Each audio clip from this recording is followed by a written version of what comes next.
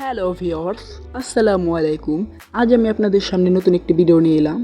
সেটা হলো কিভাবে আপনারা আপনার ফোনের লক চেঞ্জ করতে পারবেন। সর্বপ্রথম আপনারা সেটিংস নামের যে অপশনটি দেখতে পাচ্ছেন, সেই সেটিংস নামের অপশনটিতে ক্লিক করবেন।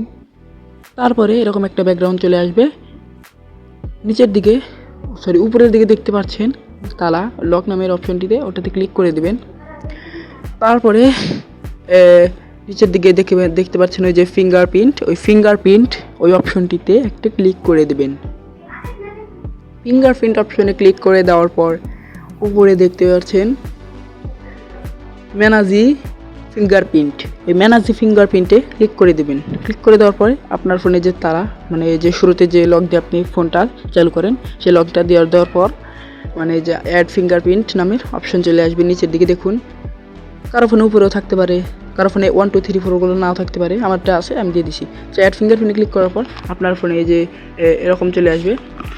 আপনার ফিঙ্গার যদি নিচে হয়, অনেকের নিচের দিকে আসে, অনেকের ডান পাশে আসে, অনেকের পিছনে আসে, যেখানে আসে এরকম করে একটা একটা করে টিপ দিয়ে অনেকগুলো আঙ্গুলের দিতে পারবেন। তাহলে এরকম ডান চলে আসবে, সবগুলো দেওয়ার পরে ডান চলে আসবে, ডান অপশনটিতে ক্লিক করে দেবেন।